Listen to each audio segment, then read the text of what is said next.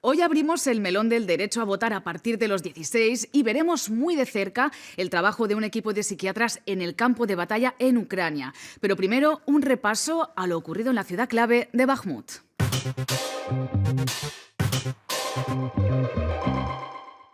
Una ciudad de 70.000 habitantes y ahora ni un alma. Así ha quedado Bakhmut tras la estrategia de tierra quemada de los mercenarios del grupo Wagner. Ya es rusa, dicen.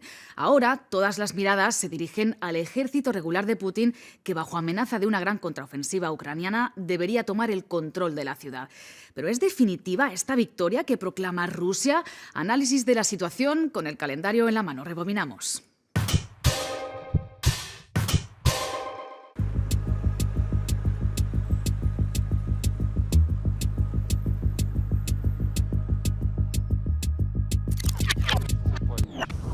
Martes 16 de mayo, los combates en Bakhmut han generado una situación militar paradójica.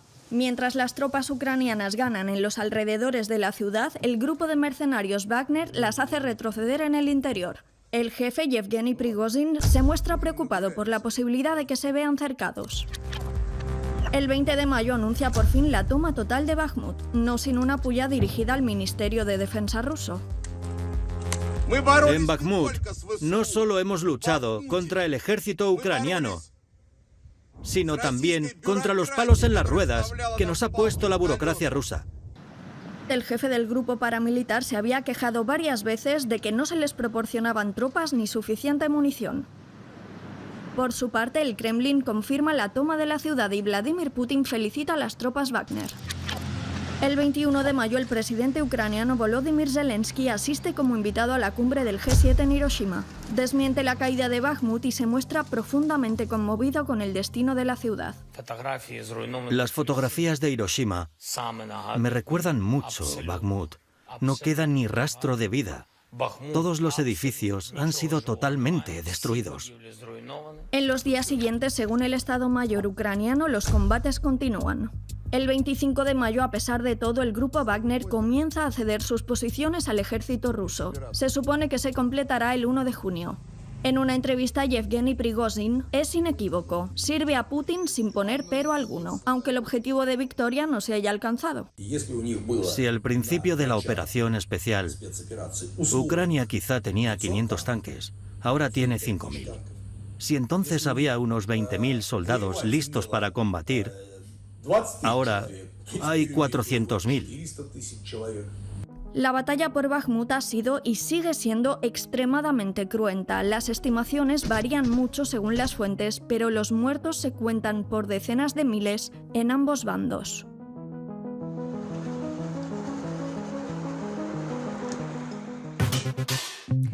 A pesar de las tiranteces entre Putin y Prigozhin, la estrategia del líder de Wagner ha servido al Kremlin para sumarse un tanto, al menos de cara a la población rusa. Hoy contamos con el valiosísimo análisis de la politóloga rusa Ekaterina Shulman. Considerada una influencer para los opositores, tuvo que huir a Berlín. Desde allí nos habla. Hola, señora Shulman. Gracias por acompañarnos. Como acabamos de ver, la ciudad de Bakhmut está prácticamente destruida. ¿Por qué es tan importante? Esta victoria, ya se ha presentado así en la televisión rusa, llega después de meses y meses en los que o bien no ocurría nada en el frente o bien las cosas iban mal para los militares rusos. La toma de Bakhmut, si es que realmente ocurrió, fue alabada en la televisión como algo de la magnitud de la toma de Berlín en 1945, de lo que se puede deducir el deseo de tener algo que se pueda mostrar a la población como una victoria. En una entrevista reciente, el jefe de Wagner dijo que el ejército ucraniano estaba en proceso de convertirse en el ejército más poderoso del mundo y también que Rusia podría perderlo todo y que podría enfrentarse a una nueva revolución. ¿A qué está jugando? ¿Se está oponiendo a Putin? Por supuesto, puede que esté pensando en algún tipo de carrera política para sí mismo, pero en muchos sentidos la visibilidad de momento es el mejor salvavidas que puede tener. Mientras se está enfrentando al ministro de Defensa y acusando al ministro de Defensa y al jefe del cuartel general de ser traidores a la patria y malos soldados en general, eso no supone una amenaza para el poder presidencial, porque el presidente sigue siendo el árbitro de estas disputas. Ahora Wagner se va, el ministro de Defensa, el ejército ruso, tomarán el relevo y si se produce una contraofensiva tendrán que marcharse, pero estarían abandonando lo que Wagner ha ganado, así que eso es de nuevo políticamente aventurado. La batalla por Bakhmut dura ya 9 meses. ¿Nos dirigimos hacia una guerra de desgaste? La gente no lo entiende realmente, a juzgar por los datos de las encuestas. ¿Por qué está tardando tanto la operación militar especial? Los objetivos de la operación militar especial se han formulado de una manera tan vaga que en realidad no se trataba de adquisiciones territoriales, sino de cosas tan misteriosas como la desnazificación y la desmilitarización de Ucrania. Signifique eso lo que signifique. Esto da a nuestro régimen político un cierto espacio dentro del cual manipular a la opinión pública. Merci, Madame Schulman. Bonne continuation. Heridas de guerra que no se ven, pero que escuecen. Acompañamos a un equipo de psiquiatras ucranianos al frente, donde tratan traumas de los soldados. Un tema normalmente tabú entre hombres de guerra. Una guerra interna que deben librar en situaciones límite.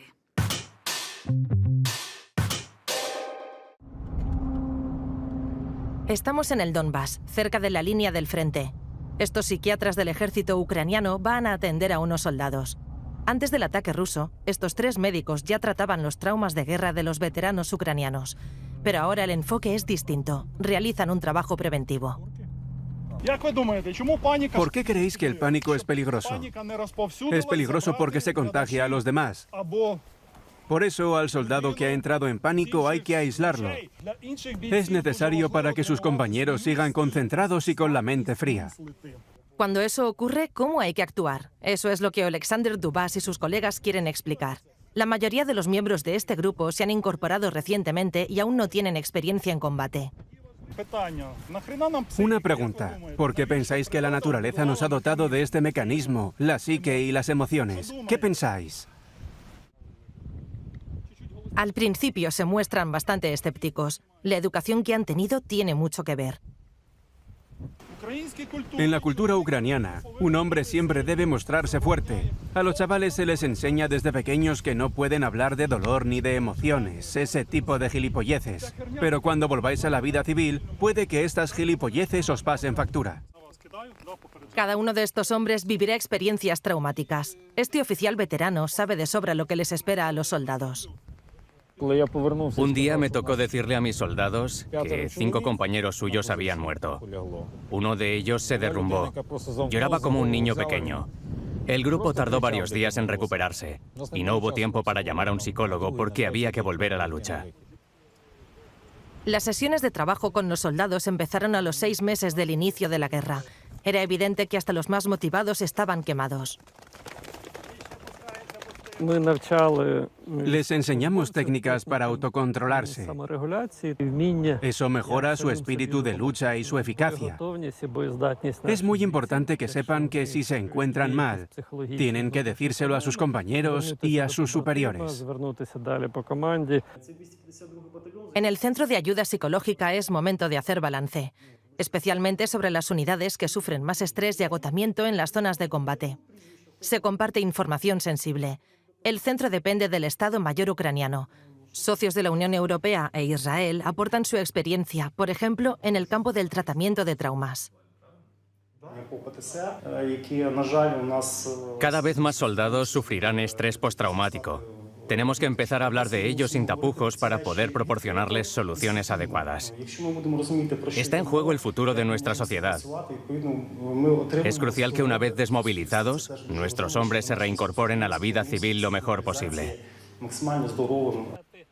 Aún queda camino por recorrer, pero por ahora los jóvenes reclutas tienen que aprender lo más importante para permanecer fuertes en el campo de batalla: el compañerismo y la confianza en el grupo.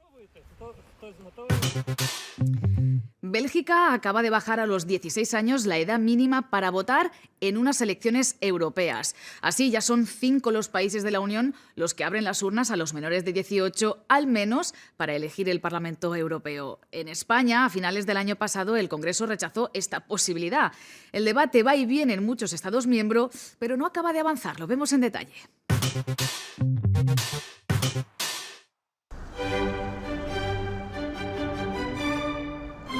Austria es bien conocida por sus palacios, su cultura o por Mozart.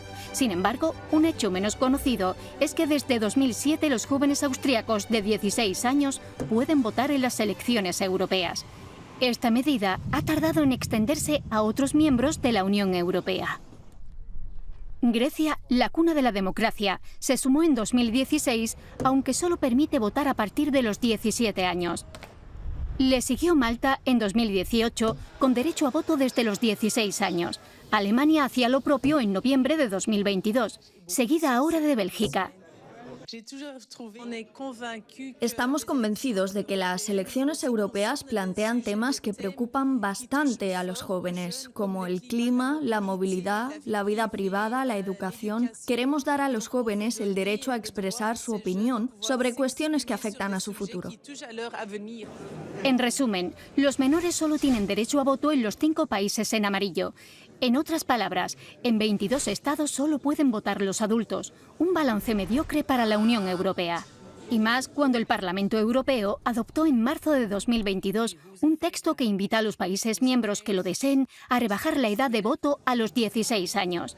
Entonces, ¿qué frena el proceso? Sus detractores consideran que los jóvenes de 16 años aún son inmaduros. El desarrollo neurológico de su cerebro sería insuficiente. Las redes sociales y su desinformación podrían aprovechar este periodo en el que los adolescentes son más influenciables. Los partidarios afirman que votar a una edad temprana crea un hábito de práctica democrática que animará a los jóvenes a votar cuando sean adultos. También se pretende reducir la abstención. En las últimas elecciones europeas de 2019 solo votó el 42% de los menores de 25 frente al 49,5% de los que tenían entre 25 y 55 años y el 54% de los mayores de 55.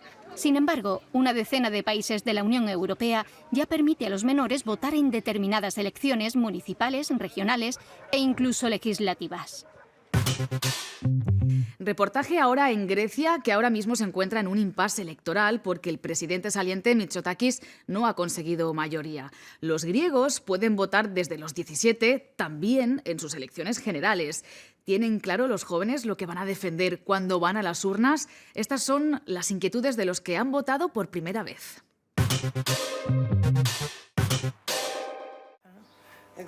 Emanuila Papageorgiou tiene 18 años y vive en el norte de Atenas con su madre.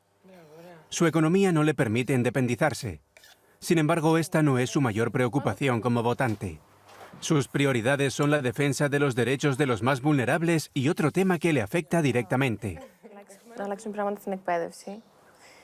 Espero que haya cambios en el sector de la educación. Que el próximo gobierno sea distinto al actual y lo haga mejor. Que las cosas cambien un mínimo para que más jóvenes puedan acceder a la universidad. Son 438.000 los jóvenes de entre 17 y 20 años que, como Emanuila Papageorgiou, podían votar por primera vez en estas elecciones. Ella y su amiga Irini deciden votar a la oposición de izquierdas. Es un voto que parte de la convicción, pero también un voto de castigo a las políticas de estos 4 últimos años del Partido Conservador. Han sido catastróficas en el ámbito de la salud y de la gestión de la pandemia. También en la educación, cosa que me ha afectado directamente porque estaba en el instituto. Igual que en la universidad, el arte y la cultura. Ha habido accidentes, algunos de ellos trágicos, y no hablemos de los escándalos. Se refiere a las escuchas telefónicas ilegales, pero sobre todo al grave accidente ferroviario que evidenció las deficiencias del Estado y sembraba muchas dudas sobre el resultado electoral. A pesar de esto, los sondeos más recientes daban 7 puntos de ventaja al Partido Conservador frente a su principal adversario. La oposición puso en duda estos pronósticos, pero para Nikos Vasiliadis, que acaba de cumplir la mayoría de edad, está claro. Es hijo de farmacéutico, apasionado del ciclismo, como su padre, y vota al partido en el poder, como toda su familia. Para mí, Nueva Democracia lo ha hecho muy bien en todos los ámbitos, y en especial en todo lo relacionado con la economía. Hemos salido de la crisis y también han logrado amortiguar el impacto de la guerra de Ucrania. Una de las cuestiones de estas elecciones era saber si el Partido Conservador seguiría en el poder, aunque fuera en coalición, o si la oposición de izquierdas lograría un pacto para gobernar Grecia. A pesar de su victoria, el intento de formar gobierno del primer ministro Mitsotakis ha quedado encallado. El mítico rapero Tupac le daba fuerzas cuando era víctima del racismo y ahora es ella la que inspira a miles de fans. Os presentamos a Issa Yasuke, una samurái del verso que está dando mucho que hablar en la escena francesa. La extrema derecha, el duelo o su pasado en centros de acogida impregnan sus letras, que son personales, profundas y reivindicativas. Yasuke acaba de sacar disco y para nosotros ha sido el flechazo. Yeah, yeah, yeah. Je contemple le ciel, je me dis mon Dieu, qu'est-ce qu'il est grand. À trop passer le sel, je goûte pas mon plat, faut que je pense à ma panse. Tout ce que je suis, moi, en tant que personne. Todo lo que soy, yo como persona, fluye en mi arte. Es muy sencillo, todo está relacionado y fluye, no está calculado. Solo escribo cuando siento la necesidad de expresarme. Nunca he escrito por encargo o porque tenía que sacar una obra, jamás. Las canciones de Issa cuentan su propia historia, su infancia en una casa de acogida y un centro de menores, su toma de conciencia de lo que significa ser una mujer negra y el racismo. Leur plan c'est nous baiser intensément. J'ai pas le time donc attendre c'est mort. Fédérer nos troupes, il est temps de semer. Cautériser nos plaies sur un tas de morts. L'inconscient m'a traité de nègre. Il s'est fait réprimer salement. Tout n'est pas aussi blanc que de la neige. Essaie de répéter seulement. Je peux t'assurer que la tête goûte à le sol. J'ai pas la face à Galatée, ouais mais j'ai le sang chaud. Si tu fais le foot t'auras la leçon. Non on se bat depuis t'as fait une manif et t'es lassé. Issa Yasuke le da una nueva vida al rap consciente, el medio de expresión favorito de los excluidos y los oprimidos contra los privilegiados y la injusticia. Esta artista nunca había imaginado convertirse en una rapera famosa. Mi destino era ser velocista profesional. Hasta me había apuntado a una escuela de estudios deportivos. Pero todo cambió cuando me llevaron a una familia de acogida. Ahí sentí esta necesidad de escribir y empecé a escribir poemas. Desde muy pequeña me he criado entre libros y con el amor por las palabras. Su gusto por las palabras y la lucha inspiraron su seudónimo Yasuke. Es el nombre de un esclavo africano que fue elevado al rango de samurái en el Japón feudal. ¿Será la pluma más fuerte que la espada? Le soleil sommeille, c'est pas la paix qui s'endort. Y a des connexes qui se créent dans le réseau. Una voz poderosa del rap que además no le tiene miedo ni al rock o a la electrónica. Ya estás tardando en ir a escuchar en Spotify, Apple Music o donde sea. Nosotros os esperamos en YouTube, en redes y como siempre en la web del País y en arte.tv. Nos vemos.